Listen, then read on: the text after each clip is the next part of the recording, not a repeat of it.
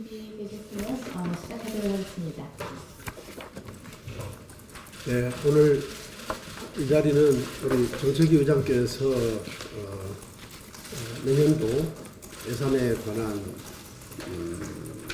기본 원칙, 예산 심사에 관한 기본 원칙, 그리고 예산 표수법안 심사 이런 여러 가지 것들이 되겠습니다만 저는 원론적인 입장에서 한 말씀 드리도록 하겠습니다.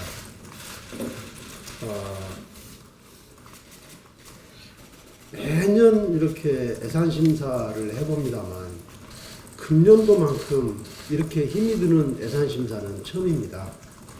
이유는 문재인 정부가 너무나도 택도 없는 그런 어떤 그 예산안을 만들어 가지고 왔기 때문에 정말 국민의 눈높이에서 국익을 생각하면서 미래를 대비하면서 예산을 심사해야 하는 저희 국민의당 입장이 너무나도 힘들고 곤혹스럽습니다.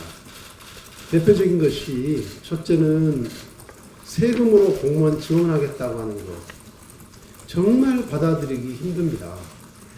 정부는 경찰관, 소방관 등 꼭 필요한 공무원 지원이라고 이야기하지만 그에 앞서 경찰관의 처우 개선, 소방장비와 같은 것들, 또 소방공무원에 대해서는 왜 소방의무원 제도라든가 또는 의용소방대와를 정형화하는 이런 문제들을 통해서 소방공무원 증원 없이 해결할 수 있는 것들에 대해서 전혀 대책 없이 그냥 모든 것을 공무원을 증원하면서 해결하려고 하는 것인지 참으로 답답합니다. 또 남아도는 공무원은 어떻게 할 겁니까? 인구는 계속 줄어들어가는데 남아도는 공무원에 대한 대책, 공무원 구조조정 문제에 대해서는 이렇게 손을 놔도 되는 것입니까? 그래서 정말 이런 점에 있어서 문재인 정부의 이 무능과 무대책을 비판하지 않을 수 없습니다. 두 번째, 지금 당장 예산안 심사와 관련돼서 크게 닥쳐온 문제가 최저임금과 관련된 3조 원 재정 지원입니다. 최저임금을 너무나도 급격하게, 너무나도 광폭으로 인상하면서 생긴 이 우리 경제의 이 치명적인 여러 가지 문제들, 오히려 일자리가 없어지고, 그리고 노사 간에 이런 그 갈등이 생긴 문제들에 대한 것은 없이 이걸 정부 재정 지원으로 해결하겠다고 하는 것, 그것도 단년도에 해결된다는 보장도 없이, 그래서 이런 문제들에 대해서 정말 고민이 많다는 이야기를 드리고, 이런 그 한계 속에서 저희 국민의당이 이 고심에 고심을 거듭하고 있다는 말씀을 드리겠습니다. 아무튼 문재인 정부가 잘못 끼운 첫 단추 때문에 결국 첫 단추를 다시 끼워야 될 문제입니다만 첫 단추를 다시 낄 수도 없습니다. 최저임금만 하더라도 이미 최저임금위원회의 심의를 거쳐서 고용노동부 장관의 고시까지 나와 있는 상태고, 그 고시에 대한 이의 신청까지 기각된 마당이라서 첫 단추를 다시 깰 수가 없게 되어 있는 상태입니다. 그래서 아무리 우리가 보완책을 내놓는다 하더라도 이 잘못 끼워진 첫 단추 때문에 대단히 힘들다는 말씀을 드리고, 여러 가지 대안들을 준비해서 오늘 정책위 의장이 여러분들에게 말씀을 드릴 것입니다. 아무튼 이 모든 문제가 문재인 정부의 너무나도 급진적이고 너무나도 과도한 여러 가지 경제, 사회, 복지 정책 때문에 빚어졌다. 이런 것을 다시 한번 말씀드리고 저희 국민의당의 고심에 대해서 이해해 주셨으면 하는 그런 생각입니다. 구체적인 것은 우리 이용호 의장께서 말씀드리도록 하겠습니다.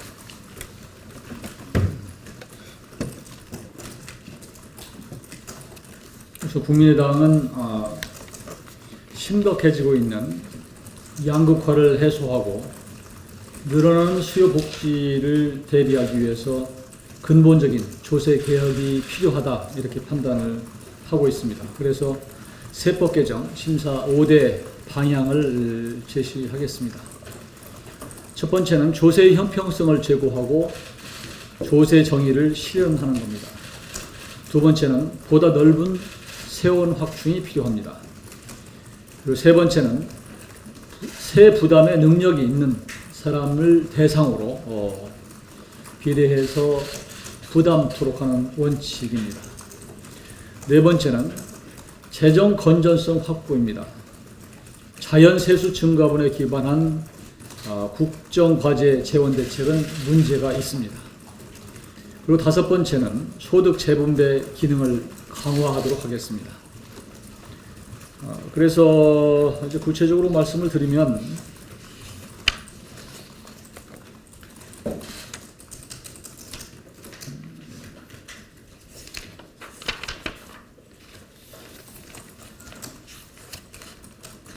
소득세에 대해서 이제 뭐 초고소득자에 대한 그 증세 이런 문제에 대해서 관심이 많을 텐데요. 세율 조정에 앞서서 그 면제자 비율을 좀 낮추고 앞으로 좀 비과세 감면 제도를 좀 정비할 필요가 있다고 생각을 합니다. 지금 우리 근로자의 46.8%가 근로소득세 면제자에 해당합니다. 그렇기 때문에 이 상당수의 납세자가 과세 대상에서 제외됨에 따라서 복지 등 주요 정책 의사결정에 왜곡이 처리될 가능성이 있다 이렇게 보여지기 때문에 좀 더 이 국민 계세주의 원칙에 따라서 조금 그 대상을 넓힐 필요는 있다라고 하는 문제만 제기를 합니다. 그리고 이 소득세를 얼마나 올릴 것이냐 하는 부분은 그것은 저희가 전략적인 부분이라 여기서 말씀을 드리지 않겠습니다. 두 번째 법인세에 관해서는 지금 저희 당도 몇 의원들이 내놓고 있는데요. 기본 원칙은 이 자꾸 과세 표준, 법인세 표준 그 구간을 자꾸 신설하는 것은 적절치 않다. 그래서 신설에 대해서는 반대합니다. 정부안은 원래 200억 원에서 200억 원, 지금 현행은 200억 원 이상은 다 22%로 되어 있는데 2천억 원 이상 초거대 기업에게는 25%로 올린다라고 하는 게 정부의 안인데요. 저희는 그렇게 새로운 구간을 만드는 것은 반대합니다. 대신 이 법인세를 다소 올릴 필요는 있다라고 하는 말씀을 드리고요. 지금 정부가 얘기한 그 초고소득자 그리고 초거대 기업만을 상대로 한 핀셋 증세라고 하는 것이 근본적인 대책은 될 수 없다. 그래봤자 5조 5천억 정도 거치는 걸 가지고는 지금 불어나는 복지 수요를 감당하기는 어렵기 때문에 우선은 지출 구조 조정을 철저히 하고 그리고 또 필요한 예산이 얼마인지를 놓고 테이블에 놓고 정세 로드맵을 만들어야 된다는 게 저희 당의 입장입니다. 그리고 이번에 여러 가지 예산 부수 법안들이 지정이 될 텐데요. 조세 형평성을 제고하기 위해서 일감 몰아주기, 대기업의 일감 몰아주기 과세는 강화하도록 하고 그리고 주식 양도 차익의 누진 과세가 필요하다라고 하겠습니다. 여기서 주식 양도 차익이라고 하는 것은 일반인이 아니고요. 이 대주주들이 이 주식을 양도할 때는 누진해서 세금을 내도록 하는 것이 필요하다는 입장입니다. 그리고 저희 당은 기본적으로 소득 재분배 기능을 강화하기 위해서 정말로 실효성이 있는 근로장려금 EITC 제도의 대폭 확대를 요구를 합니다. 그리고 좀 더 조금 이따 다시 자세히 설명을 드리겠지만 그리고 서민 중산층 지원을 위해서는 간이 과세 기준 금액을 대폭 상향 조정할 필요가 있다. 사실은 상향 조정이 아니라 현실화할 필요가 있다 이렇게 말씀을 드립니다. 그러면 우선 지금 문제가 되고 있는 일자리 안정자금 3조 원 문제는 국민의당은 여러 차례 말씀을 드렸습니다마는 이것은 법적으로도 그 문제가 있습니다. 정부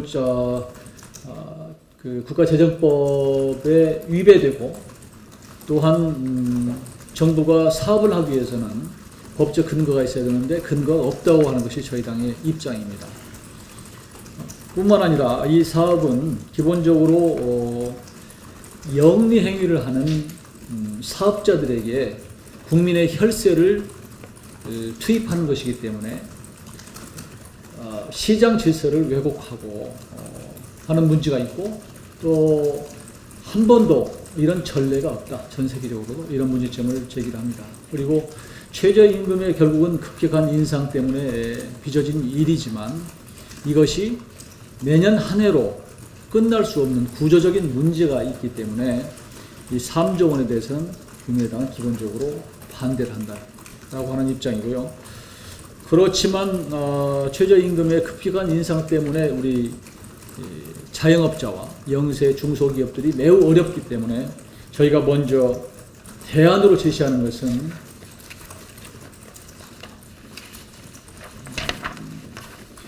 간이과세 기준 금액을 상향 조정하는 겁니다. 현재는 간이과세 대상자 기준 금액이 4,800만 원입니다.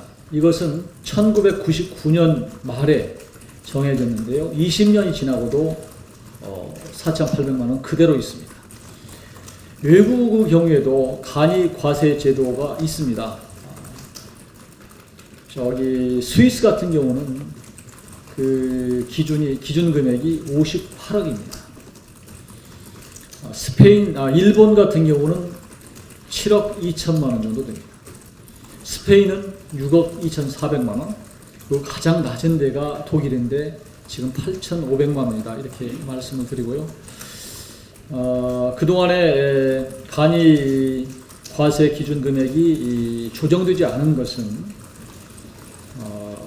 이제 그 현금을 사용하거나 해서 매출이 누락되거나 하는 그런 불투명성 때문에 그랬는데 그동안 신용카드의 이용이 거의 100% 되다시피 했고 또 현금을 쓰는 경우에는 현금, 영수증 처리를 하기 때문에 사실상 그런 탈루의 문제는 좀 적어졌다 이렇게 보기 때문에 이번에 최저임금의 급격한 인상으로 인해서 어려움을 겪을 것으로 예상되는 자영업자들에게는 하여튼 이 간이 과세 기준 금액을 사용토록 할 것을 저희 당에서 집중적으로 제기를 합니다.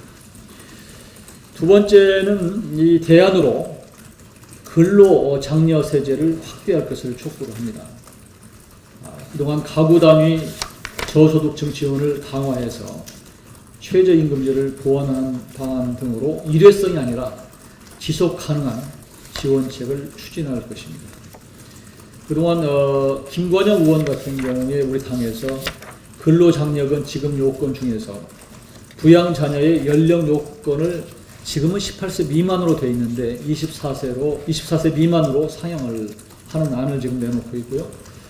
또 김성식 의원 같은 경우는 단독 가구의 경우 40대 이상에 한하여 근로장려금이 지급되는 것으로 한정되어 있는데 이를 청년 단독 가구로 확대하여 자격을 부여하는 그런 법안을 내놓고 있습니다.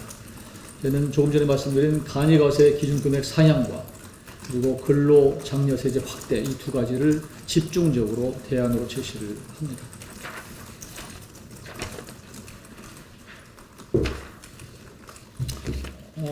큰 틀에서는 저희가 이번에 이렇게 말씀을 드리고요. 또 그 아동수당 문제와 기초연금 문제도 좀 실효성 있게 필요한데 더 주는 방법으로 또 혜택이 더 가는 방법으로 저희는 시행이 되어야 된다고 하는 점을 말씀을 드립니다. 지금 정부는 0세에서 5세까지 10만 원을 주는 것으로 아동수당을 지금 하고 있는데 저희는 그 폭을 10세든 12세든 대폭 늘리고 대신 80% 정도의 수준에 주는 것을 제시를 하고 있고요. 또 기초연금도 지금 정부는 20만 원에서 5만 원을 올려서 25만 원으로 내년 4월 25일부터 준다는 것인데 저희는 지금 노인 빈곤율이 상당히 심각하기 때문에 금액을 30만 원으로 상향하고 대신 지급 대상은 50% 정도로 좀 줄이자라고 하는 게 저희 당의 입장입니다. 이런 정도 설명을 하고요. 혹시 질문이 있으면 답변을 드리겠습니다.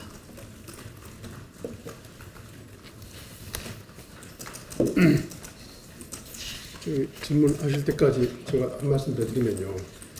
지금 예산이라고 하지만 예산에 우리나라의 경제 사회 정책이 다 축소판으로 녹아있지 않습니까? 그런데 우리나라는 세계 10위권의 경제대국이고 5천만 국민이 삽니다. 어느 하나의 정책을 손대려고 하면은 수년 동안의 이해관계자, 전문가 토론을 거쳐서 국민적 공감대를 가지고 정책을 수정하거나 변경해야 되는데, 아니 문재인 정부가 일을 저질러 놓으니까 이 얼마 안 되는 시간 동안에 이 대안을 만들려고 하니까 저희들이 너무너무 힘듭니다. 제발 문재인 정부가 말로만 협치를 말하지 말고 이 하나하나가 메가톤급 파괴력을 가지고 있는 이런 정책들을 이해관계자, 전문가들 토론을 거쳐서 문재인 정부 임기 내에만 해결하려고 하지 말고 문재인 정부가 기초를 닦고 그 과실은 다음 정부에 넘기는 어떤 그런 것도 생각하면서 아무리 급할수록 돌아가려는 말이 있잖아요. 진짜 이 5천만이 사는 10위권의 경제대국의 경제사회복지정책을 이렇게 뭐 며칠 단 몇 개월 만에 해결하려고 하는 그런 정책이, 그런 정부가 어디 있습니까? 그러다 보니까 야당이지만 너무너무 힘들다는 말씀 다시 한번 드리겠습니다.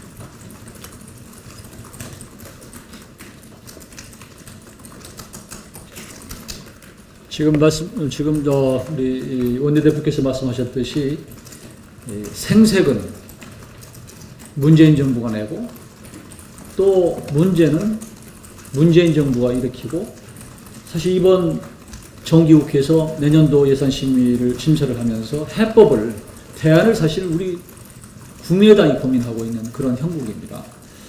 그래서 최저임금의 급격한 인상 문제도 저희 당에서는 통상임금을 재산정하는 그런 것들도 지금 깊이 고민하고 있다는 말씀을 드립니다.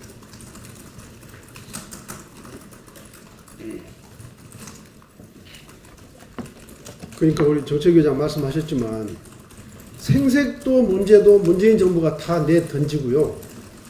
자유한국당은 제1야당으로서의 역할 책임 다 포기한 채 무조건 반대만 하고, 그러면서 실질적인 책임 있는 대안을 우리 국민의당이 모색하는 이런 참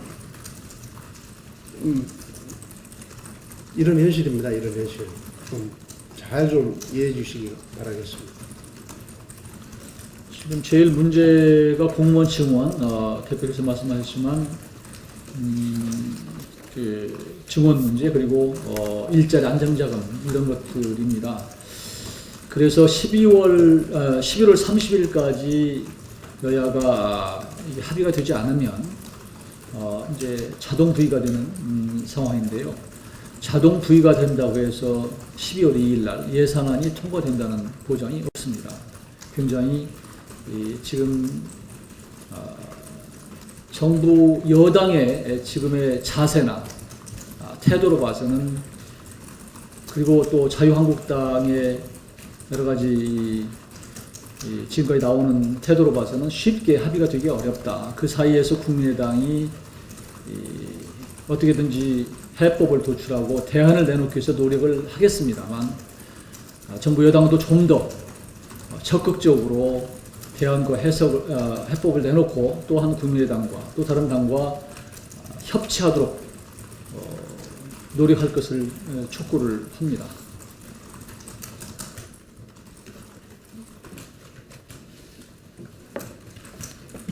질문해 주십시오. 우리 원내 대표님하고 정수기 의장이 계속 얘기하니까 질문을. 예산 문제는 좀 재미가 없죠. 그렇죠. 끝장 토론 뭐 이런 거 얘기를 해야지. 일자리 안정자는 3조 원을 그럼 전액 삭감한다는 말씀이신 거예요? 아니면 폭을 좀 줄이신다는 말씀이신 거예요? 그렇게 답변 드리기는 어렵고요. 그 일자리 안정자금 3조 원은 기본적으로 이 당은 반대입니다. 여러 가지 문제점을 많이 안고 있어서 제가 알기는 정부도 상당히 곤혹스러워하는 것으로 알고 있습니다. 그래서 제가 제시하는 것이 그런 다른 방법으로 좀 자영업자와 영세 중소기업 하시는 분들에게 혜택이 들어갈 수 있도록 지원 대책을 내놓는 것이고요.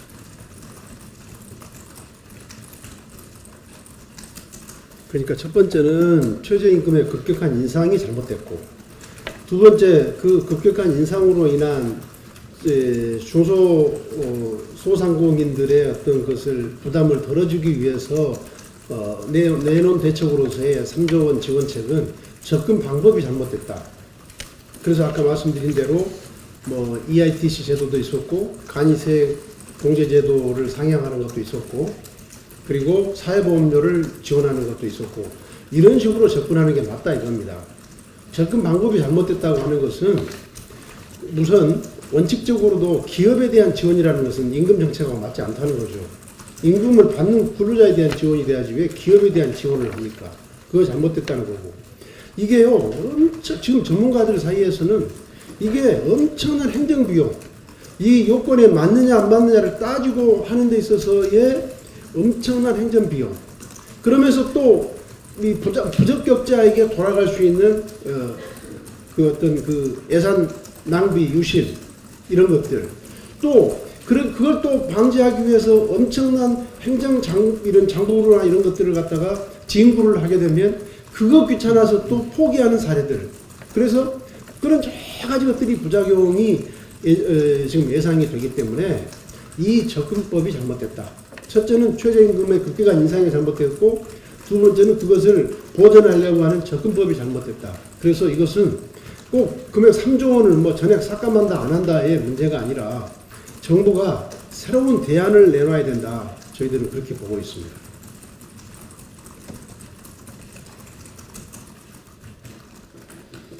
지금 그 3조 원을 지원하게 되면 1인당 13만 원 정도를 지원한다는 거니까 매달.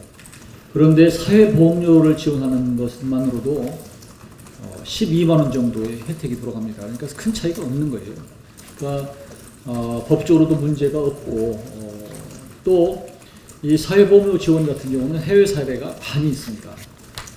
실업 문제 해결 차원에서 프랑스 같은 경우에도 1993년부터 사회보험료 감면 정책을 실시한 바가 있고 독일도 같은 정책을 2003년 하르츠 개혁이라고 해서 시행한 바가 있습니다. 벨기에도 그렇고 네덜란드도 비슷한 이런 사회보험료 지원 제도를 시행한 바가 있습니다.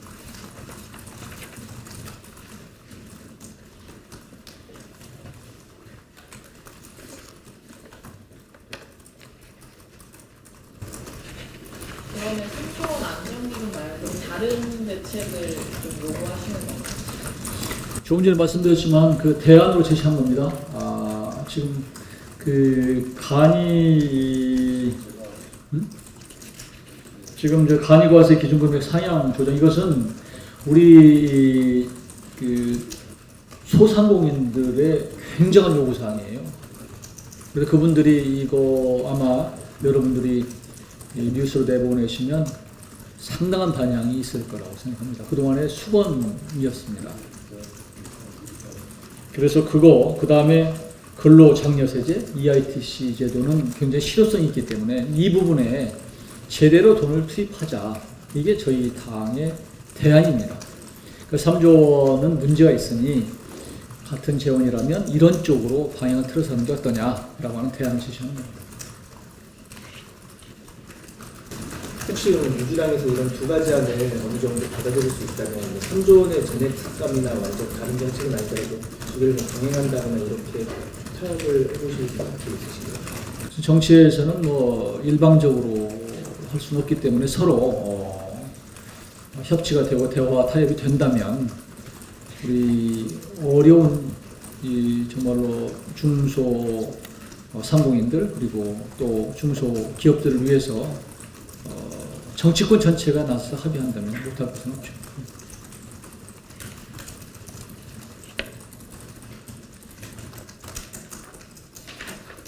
자, 뭐 우선 마무리 짓죠. 네. 네. 워낙 설명을 hin동학 후보가 이제 청와대에서 20일까지 재정도 요청을 했는데 그런 좀 강행을 한다는 그런 이런 좀 예상이나 이런 거 있어서 나라를 예상한다는 그리고 관측도 좀 없어요. 네, 저희들은 지금까지 이 국민의당의 일관된 원칙은 A사안과 B사안을 연계하지 않는다 했습니다. 인사 문제와 예산이나 법안과 연계시키는 것은 다 똑같이 중요한 국정 현안들인데 이걸 연계한다는 것은 대단히 잘못된 과거의 그 병폐라고 생각하고 있습니다. 우리는 그걸 답습하지 않을 겁니다. 다만 정부가 이렇게 고집을 피우면서 일방적으로 나간다면 당은 당 차원에서는 그런 원칙을 갖고 있지 않더라도 개별 의원들 입장에서는 얼마든지 그것이 뭐 감정적으로 그런 것들을 하는 의원들이 없다고 보장은 못할 겁니다. 그러나 당 차원에서 그렇게 연계하고 그렇게 이 정부가 감정적으로 한다고 해서 우리 국민의당이 그렇게 감정적으로 대응하지는 않을 겁니다. 네, 추가 질의사항 없으시면은 간단하게 이상 마치도록 하겠습니다. 네, 감사합니다. 자, 고맙습니다. 네.